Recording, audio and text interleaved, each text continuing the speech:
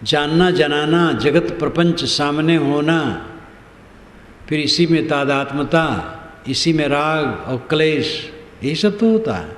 जान जान के क्या पाते हो? जब से जन्मे हो बहुत कुछ जाने हो, देखे हो, सुने हो, भोगे हो, उसके फल में क्या पाए हो? दुख के अलावा कुछ नहीं पाए हो। खिन्नता, असंतोष, पीड़ा, अवसाद, बंधन, सदैव असंतोष असंतोष असंतोष। बड़ी उपलब्धि, बड़ी उपलब्धि। उच्च आध्यात्मिक दृष्टि से देखा जाए, सारी उपलब्धियां केवल कांटे बन करके चुभती।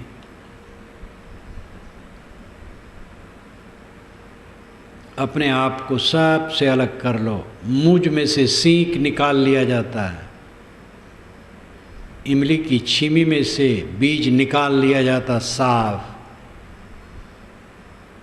इमली की छीमी हो, आप उसको देखिए पक गई हो,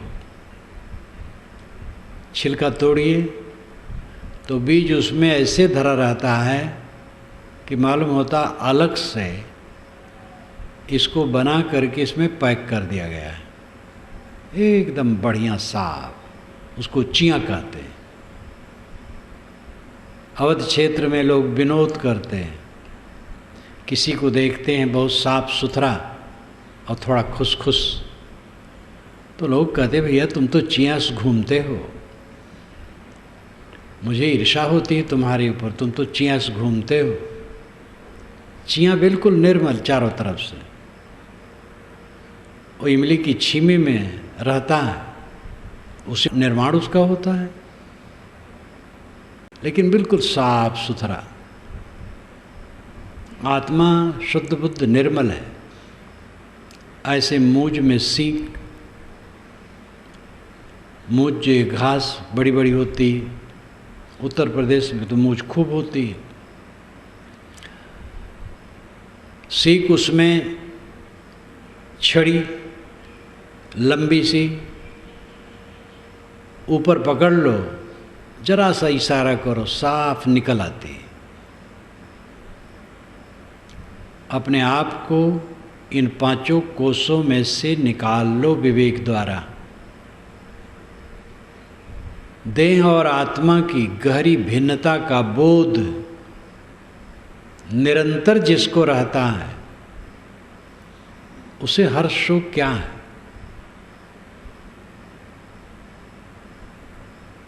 आत्मानं चेत विजानीयात् अयमस्मीति पुरुषः किमिच्छन् कस्य कामाय शरीर मन संजरेत। जिसने ये समझ लिया ये आत्मा ही परम पुरुष है,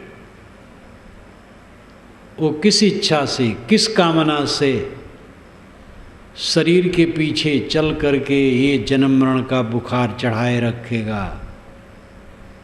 क्या मिलता है? नया आपने क्या किया है? सोचो। काम में उन्मादी हुए जो अनाद काल से होते आए हो। काम का अनुभव आज का नहीं, सदा का है। वही मलिनता, उसी में चार चांद लगा रहे हो, आर पार कर रहे हो। अपने मन के प्रतिकूल न सह करके क्रोध में भभके, कटु कहे, झंझनाए, अपना रक्त खराब किए, बुद्धि खराब किए।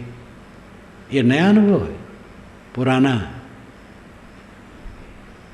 मोह किए, जहाँ अनुकूल मिला, प्रतिकूल मिला वैर किए, ईर्ष्या किए,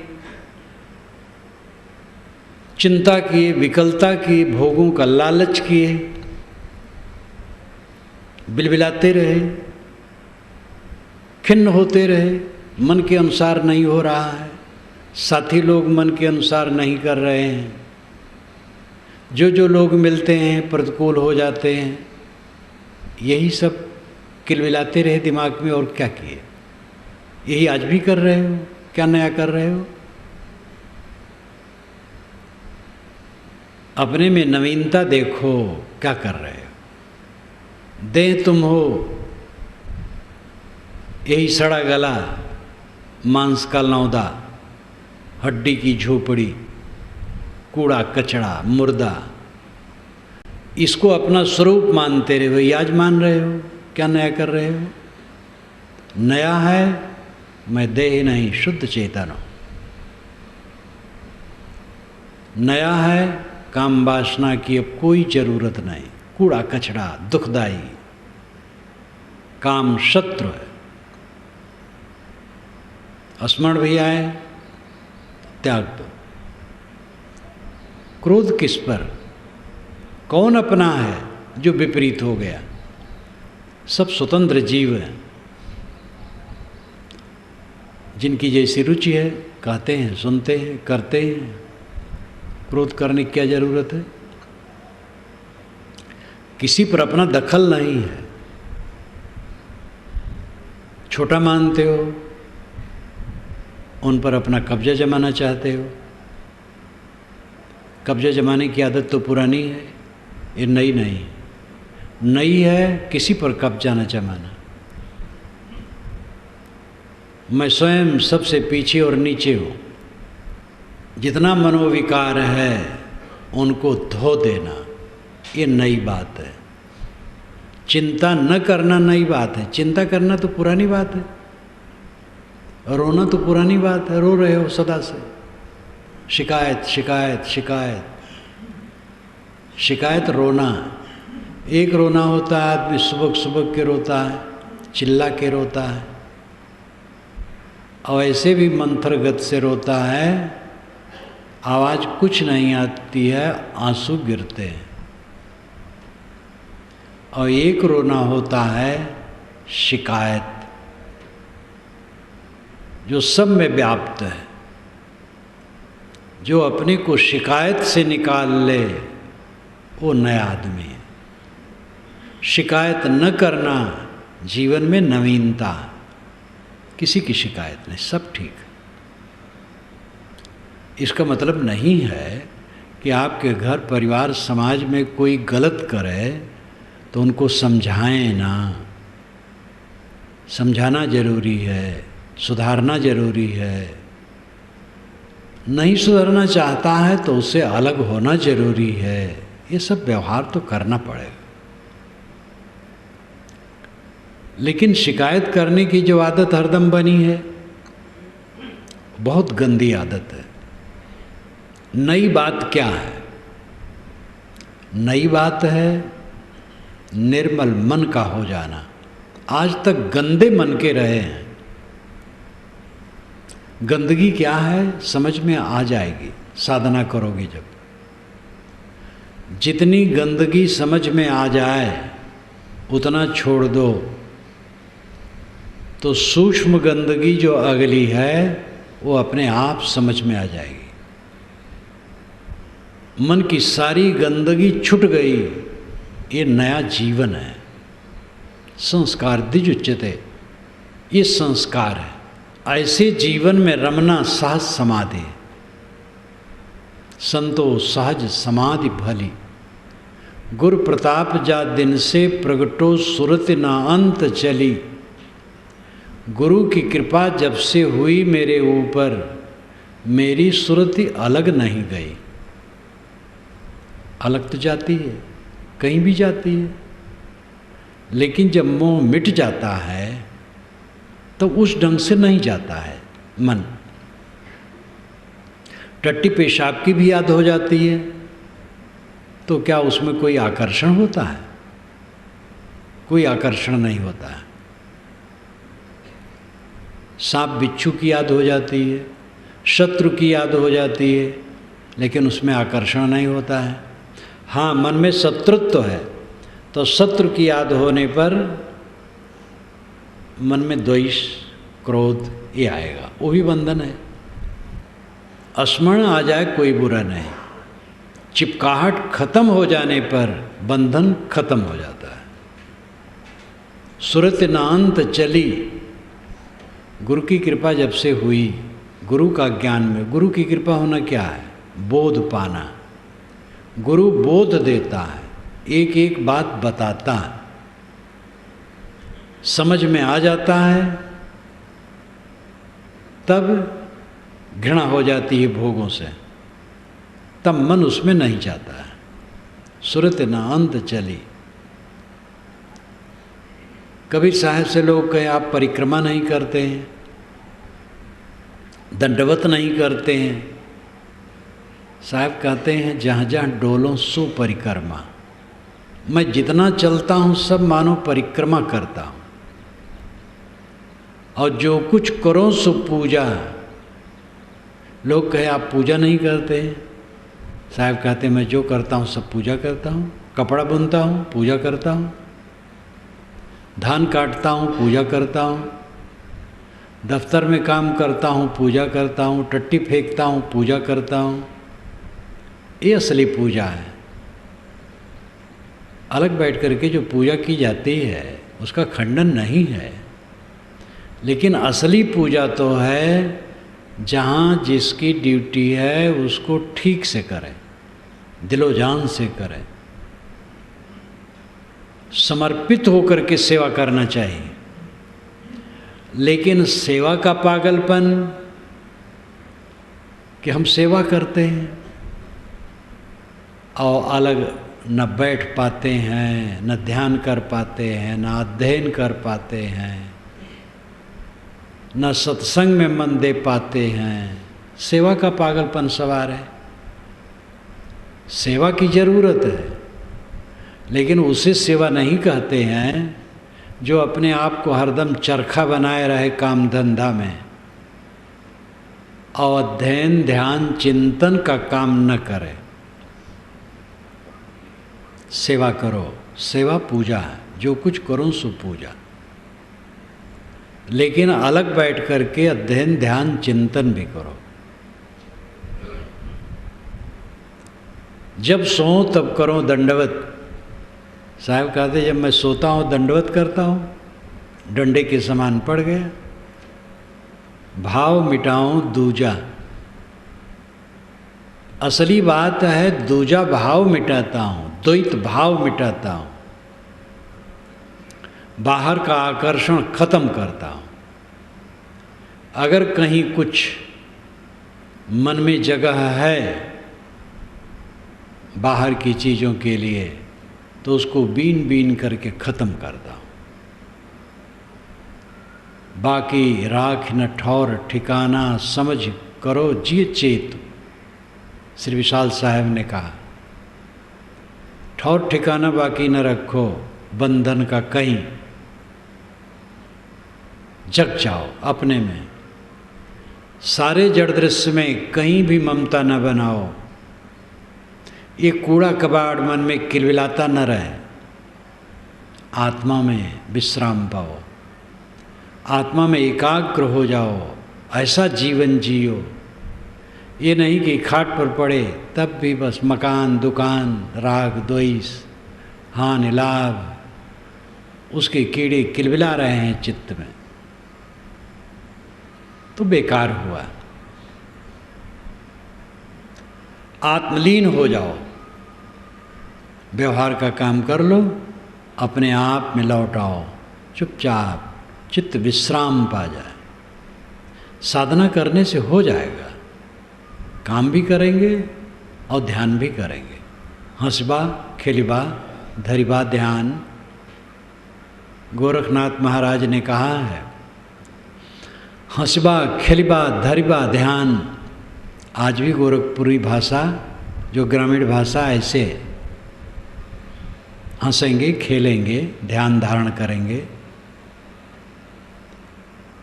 निर्मोह चित्त सब समय ध्यानस्थ है, जिसका कहीं आकर्षण नहीं होता है, सब समय मुक्त है। जब सो तब करो दंडवत भाव मिटाओ दूजा। आँख न मूदो कान न रूदो काया कष्ट न धारो। ये वज्रासन लगाने का यहाँ निषेध है। वैसे ध्यान के समय आँख बंद करना अच्छा है, लेकिन वज्रासन लगाते हैं लोग तो आँख को बंद करते हैं, कान को बंद करते हैं, नाक को बंद करते हैं। टट्टी पेशाब की जगह को पैर के गुल्फ और एड़ी से बंद करते हैं। साहब कहते हैं वज्रासन की जरूरत नहीं। खुले नयन हंसी हंसी पहचानो, सुंदर रूप निहारो। खुले नेत्रों से हंस हंस के पहचान रहा हूँ, सब मेरे प्रभु हैं, सब मेरे परमात्मा। प्राण मात्र को परमात्मा समझता हूँ। ये खुले नयन जो पहचानना है, ये सगुण उपासना है। कभी निर्गुण उपासक थे, सगुण नहीं मानते थे। ये कथन भी एक मर्यादा तक है। सगुण उपासक लोग मानते हैं कि एक लोक है, वहाँ परमात्मा देहधारी है, सुंदर गद्दी पर वो बैठा रहता है और परमात्मा का भक्त उसके लोक में जाके निवास पाता है। और जो ज़्यादा परमात्मा से प्रेम करता है तो उसके निकट निवास पाता है, और ज़्यादा प्रेम करता है तो उसकी शक्ल का हो जाता है, और ज़्यादा प्रेम करता है तो उसी में डूब जाता है। सालोक, सामीप, सारूप, सायुज्य, 4 प्रकार की मुक्तियाँ। तो ये साहब नहीं मानते हैं, ये लड़कों खिलौना, इस सगुण उपासना को नहीं मानते। सगुण उपासना की अपनी मर्यादा है। जीवन में पहली साधना में सगुण साधना ही होती है। वीतराग विषयम अचित्तम, पतंजल महाराज ने केवल स्वरूप स्थित की बात कही है। तदा दृष्टु स्वरूपे अवस्थानम, तदा तब दृष्टु दृष्टा की स्वरूपे अपने रूप में अवस्थानम स्थित हो जाती है। संकल्प शांत हुआ, दृष्टा अपने आप में शांत, बिल्कुल निर्गुण तत्व है। लेकिन आरंभिक साधना में उन्होंने कई साधनाएं बताई, तो उसमें भी बताया वीतराग विषयमो चित्तम, व अथवा एक साधना यह भी है कि जिनका राग समाप्त हो गया है, ऐसे संत पुरुष का ध्यान करने से मन एकाग्र होता है। कई साधन बताए, एक ही भी साधन बताया। ये सगुण उपासना हुई। तो ये सगुण उपासना थोड़ी दूर के लिए है। कोई वैरागवान पुरुष का, सद्गुरु का ध्यान करे और वही ध्यान में जीवन बितावे तो भटक गया। वो तो चंचल चित्त को स्थिर करने के लिए आरंभिक साधना है। सद्गुरु का शरीर मेरा स्वरूप होगा, मेरा स्वरूप तो मेरा ही स्वरूप होगा। साहेब साहेब सब कहे, मोह यदेसा, और साहेब से परिचय नहीं बैठोगे कहीं ठोर। सभी लोग साहेब, स्वामी, परमात्मा, ब्रह्म, अल्लाह, खुदा, गाट कहते हैं। कबीर साहब कहते हैं, भाई साहेब से, परमात्मा से परिचय तो तुम्हें है नहीं, तो कहाँ बैठोगे? यहाँ बैठने का मतलब स्थित होना। कहाँ स्थित होगे? परमात्मा परमात्मा कहते हो, कल्पना करोगे एक लोक में परमात्मा है, वो कल्पना है। हमारे चारों तरफ परमात्मा व्याप्त, ये भी कल्पना है। सारी कल्पना छूट जाने पर स्वयं शेष रह जाना, ये सच्ची स्थित है। स्वरूप स्थित, अपने रूप में, अपने पदार्थ में, अपनी सत्ता में ठहरना, ये असली दशा है। यही निर्गुण तत्व है। लेकिन इस तक पहुंचने के लिए सगुण उपासना भी पहले ठीक है। और इस तक पहुंच गया, पहुंच जाने के बाद भी जब व्यवहार में है, तब वह सोचता है ये सब परमात्मा है। परात्मा, परमात्मा कहीं अलग है। जिनको हम देखते हैं उनको परमात्मा नहीं मानते हैं, और जिनको परमात्मा मानते हैं उनसे कभी मुलाकातें नहीं। ये परमात्मा ज्ञान की पोल पट्टी है लोगों की। जो सामने, उनको हम धोखा देते हैं, घंटा घंटा पूजा करते हैं और दुकान पर बैठते हैं तो परमात्मा को धोखा देते हैं। दफ्तर में बैठते हैं तो बिना घूस के काम नहीं करते हैं। घूस किससे लेते हैं? परमात्मा से। लोग कहते ये आदमी परमात्मा है। परमात्मा या तो पत्थर की पिंडी है और या तो शून्य में तैरता है। ये हमारी बुद्धि को लकवा है। पत्थर की पिंडी परमात्मा नहीं है। शून्य में कोई निराकार निर्गुण व्याप्त है, वो भी बकवास है। परमात्मा तो ये जो सामने हैं सब बोल डोल रहे हैं, ये दृष्टि आ जाए तो अपने मन में कोई पाप रह जाएगा क्या? परमात्मा के हम ईर्ष्या करेंगे? परमात्मा को धोखा देंगे? प्राणी मात्र परमात्मा है। खुले नयन हंसी हंसी पहचानो, सुंदर रूप निहारो। सारा सौंदर्य का केंद्र बिंदु कौन है? आत्मा। सब में मैं उसी आत्मा को देख रहा हूँ। खुले नयन हंसी हंस पहचानो, सुंदर रूप निहारो। शब्द निरंतर से मन लागा, मलिन वासना त्यागी। ज्ञान के शब्दों में मन लग गया और मलिन वासना का त्याग हो गया। शब्द निरंतर से मन लागा।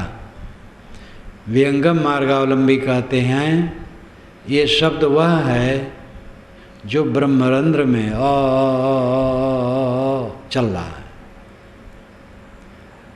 हमारे तालुमूल में, सिर में, शिशुओं का तालुमूल बहुत कोमल होता है, लप लप करता है। उंगली रखो लप लप करता है। उसमें एक छेद की कल्पना है, वो ब्रह्मरंध्र है। और वहाँ अखंड आवाज ऐसा हो रहा है और पूरे विश्व में हो रहा है। ऐसी भावना करके विहंगम मार्गावलंबी की उपासना करते हैं। और जब जपते भी तो जपते हैं। कुछ लोग रा जपते हैं, रामा नहीं कहते हैं। विचित्र विचित्र पद्धतियाँ। तो जो ध्वनि हो रही है उसकी कल्पना कर ली जाती है, उसी में मन लग गया। ऐसे लोग हम लोगों से पूछते हैं, देखो साहब ने कहा है शब्द निरंतर से मन लगा।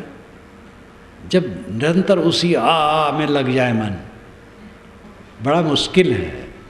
कबीर साहब को निर्विवाद बनाना बड़ा मुश्किल है, क्योंकि कबीर इतने लोकप्रिय हैं कि अपने अपने ढंग से उनका अर्थ करेंगे।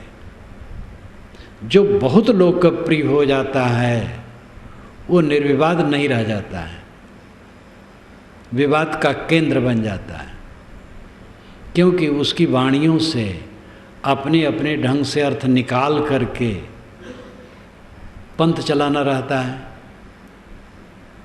कैसा मोहक व्यक्तित्व है कबीर साहब का। इतना खंडन करने वाला, नाम ले ले करके फटकारने वाला, कहीं एक जगह न बंधने वाला, जो परंपरा चल रही थी उस परंपरा में विद्रोह की आग लगा देने वाला, और फिर इतना प्रिय सबका। अद्भुत है ये कबीर साहब की विशेषता है।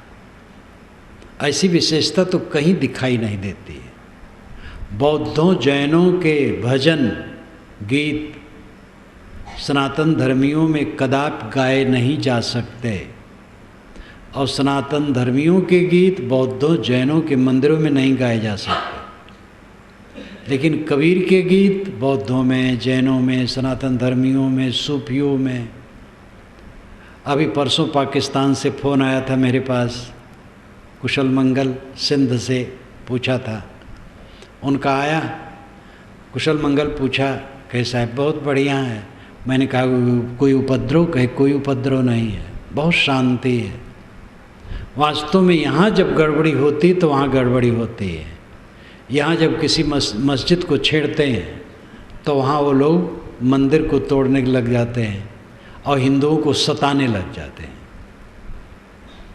प्रतिक्रिया क्रिया में होती है। वो कहते हैं कि साहब भारत वाले हिंदुत्व हिंदुत्व कह करके मुसलमानों को परेशान न करें तो यहाँ कोई हमें परेशान करने वाला नहीं, सब शांति से अपना काम करते हैं। ये जो सांप्रदायिकता का विष बोने वाले हैं ये हिंदू मुसलमान नहीं हैं, एक गद्दी के लोलुपी है। प्रभुत्व की चेष्टा, गद्दी की चेष्टा इतना पाप है कि आदमी को अंधा बना देता है।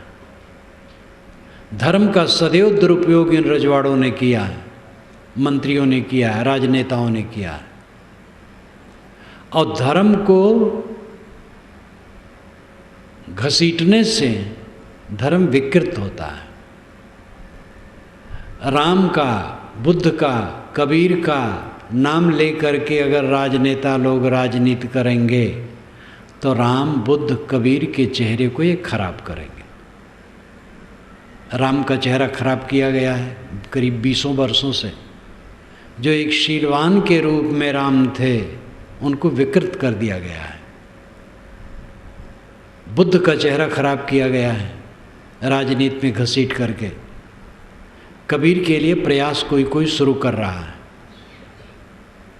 कबीर का पर्दा लगा करके राजनीति करने की चेष्टा अभी लाइट में नहीं आई है, न आवे तो कुशल है।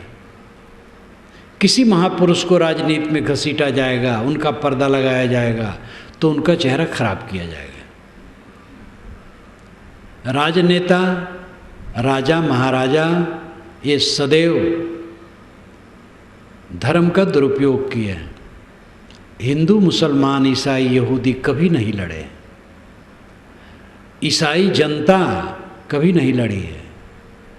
जो ईसाइयत के पक्षधर थे, अपने को महंत मानते थे, उन्होंने हत्याएं करवाई हैं।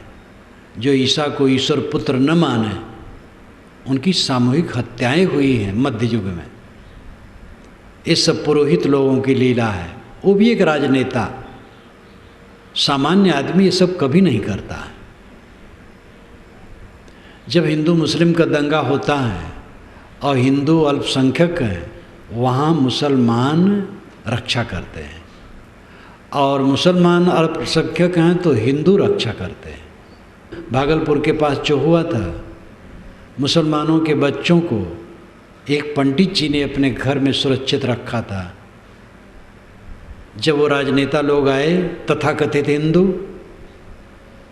कहे पंडित जी आपके घर में मुसलमानों के बच्चे सुनता हूँ आए। कहे नहीं, बिल्कुल नहीं, भला मैं कर्मकांडी ब्राह्मण मुसलमान को घर में कैसे प्रवेश करने दूंगा? आपको विश्वास न हो तो तलाशी ले लीजिए, ये भी कह दिया। तो सब चुपचाप चले गए। अपने घर में उन्होंने खिलाया पिलाया, बच्चों को रखा। जब गर्दा गुब्बार ख़त्म हुआ तो उनके घर भेजा। यही गोंडा जिला में एक कस्बा में दंगा उठा तो हिंदुओं के तमाम युवकों और बच्चों को एक मुस्लिम ने अपने बाड़े में कर लिया।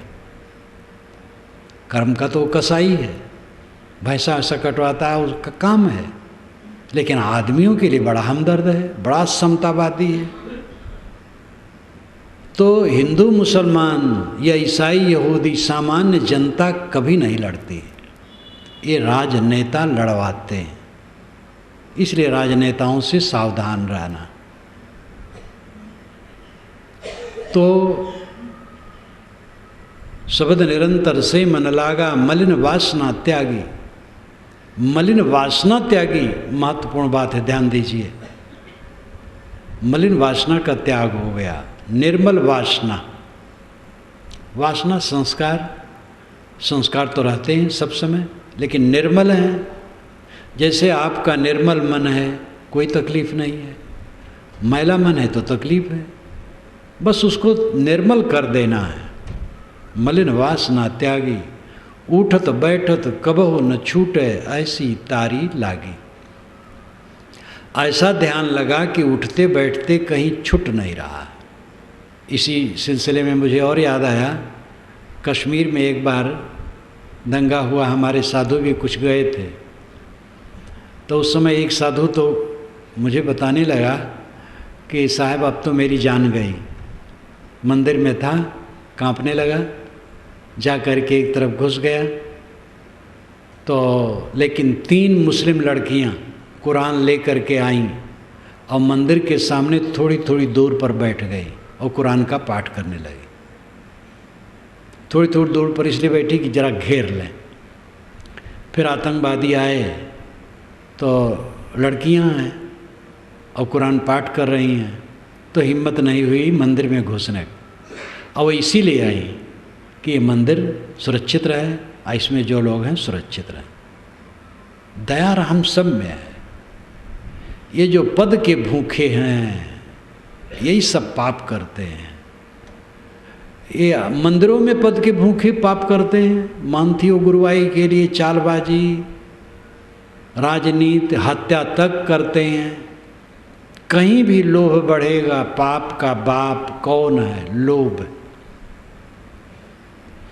और जो ज्ञान की बात है, भक्त की बात है, वो तो सभी संप्रदायों में अहिंसा, दया, प्रेम, रहम, यही सब बताया गया है। उठत बैठत कबहु न छूटे ऐसी तारी लागी। ऐसा ध्यान लगा कि उठते बैठते नहीं छूट रहा। ये अनुराग, कामी का अनुराग सब समय कामिनी में और कामिनी का कामी में। लोभी का अनुराग पैसे में, हरदम वो पैसा ही जपता है। मोही का अनुराग पुत्र इत्यादि में। जिसके लिए अनुराग रहता है सिखाना नहीं पड़ता है। इसी प्रकार जिसको जगत का कच्चा चिट्ठा समझ में आ जाएगा, ये धोखे की पट्टी, शरीर और संबंध सारा टूटा फूटा आजकल में खो जाने वाला, इसकी सही सही जांच जिसने कर ली और इसकी धारणा स्थिर हो गई, तो फिर उठते बैठते कभी भी उसका अनुराग छूटेगा नहीं। यथार्थ बोध की स्थिति हो जाने पर कहाँ भटकना है? कौन सी वस्तु रह गई है पाने की? जितना दिखाई देता है चमक दमक से भरा, मिट्टी, पानी, आग, हवा के कण के जोड़ के अलावा कुछ नहीं। सब मिट्टी, पानी, आग, हवा है। मिट्टी का धू, बालू, रेत सब है और कुछ नहीं। जो कुछ हम देखते हैं 100 वर्ष के बाद ये सब क्या होगा? 200 वर्ष के बाद क्या होगा? 500 वर्ष के बाद क्या होगा? श्रावस्ती जाके देख लो। अयोध्या से उत्तर श्रावस्ती तो अब जिला हो गया है। श्रावस्ती में बौद्धों का अवशेष आज से 1400 वर्ष पूर्व हुएनसांग आया, तब भी उसने उसको अवशेष ही देखा है। आज भी वहाँ ईंटा पत्थर पड़ा है, दीवारें हैं, नींव है, सरकार के संरक्षण में है। सब कुछ धूल माटी है। ये धूल माटी में मन जाएगा भला उसका? उठत बैठत कबहु न छूटे ऐसी तारी लागी। सबद निरंतर से मन लागा मलिन वासना त्यागी। उठत बैठत कबहु न छूटे ऐसी तारी लागी। कहत कबीर सहज हरानी सो प्रगट कर गाई। साहब कहते हैं ये सहज रहनी को मैंने खुलासा करके कहा है। सहज रहनी मतलब है कि खाओ पियो, उठो बैठो, काम धंधा करो और अपने मन को सबसे सब समय निर्मोह रखो। ये सहज रहनी है। सुख दुख से कोई परे परम पद सो पद है सुखदाई। दुनिया के सुख और दुख दोनों से परे परम पद है, वही सच्चा सुख है। पदार्थ जनित सुख मानोगे तो दुख होगा। पदार्थ जनित सुख, पदार्थों से उत्पन्न सुख। कोई प्राणी मिल जाए, कोई पदार्थ मिल जाए, पद मिल जाए, इसमें सुख मानोगे तो दुख पाओगे। और आत्मजनित सुख नित्य सुख है। संतोष सहज समाधि भली। सहज समाधि आत्मस्थित, अखंड अनुराग, आत्मज्ञान। गोस्वामी जी ने भी कहा, अनुराग जे निज रूप सो जगते विलक्षण देखिए, संतोष सम शीतल सदा दम देहवंत न पेखिए, निर्मल निरामय एक रसते हर्ष शोक न व्यापई, त्रैलोक के पावन सो सदा जाकी दशा ऐसी भई। जिसे निज रूप से अनुराग है, स्वरूप स्थित का अनुराग है, आत्मानंद की मस्ती है, जगते विलक्षण देखिए, वो जगत से विलक्षण रहता। संतोष सम शीतल सदा, वो संतोषी होता, सम होता, उद्वेगहीन, शीतल, दम इंद्रियों का संयमी, नहीं देहवंत न पेखिए, वो देहाभिमानी नहीं होता। निर्मल निरामय एक रस्ते हर शोक न व्यापई, निर्मल होता है, निरोग मन का होता है, एक समान होता है, उसे हर शोक व्यापते नहीं है। त्रैलोक के पावन सो सदा जाकी दशा ऐसी भई। ऐसी दशा जिसकी हो गई वो त्रैलोक के पावन है। कपिल ऐसे थे, बुद्ध ऐसे थे, महावीर ऐसे थे, सनत कुमार ऐसे थे, और अनेक ऋषि मुनि ज्ञानी ऐसे थे, अनेक पीर, अनेक सूफी संत ऐसे थे, आज भी हैं। ईसाइयों में भी अच्छे अच्छे संत हो गए हैं, सब में हैं। पूरी दुनिया में ये मान लेना कि और भारतवर्ष धर्म देश है और कहीं नहीं, गलत है। हाँ, इसकी अपनी विशेषता है, लेकिन फिर भी पूरी दुनिया में धार्मिक लोग, संत, विवेकी, विचारवान हर जगह, सत्य हर जगह है। सहज समाधि में जियो, जहाँ जिनकी ड्यूटी है अपना काम करो, लेकिन काम धंधा में सारा समय खो न दो। अलग बैठ करके ध्यान, चिंतन, अध्ययन, मनन करो, और सबका फल यह है कि अन्न में, प्राण में, मनों में, विज्ञान में, आनंद में, इन सारे कोशों से, सारे आवरणों से अपने को अलग कर लो।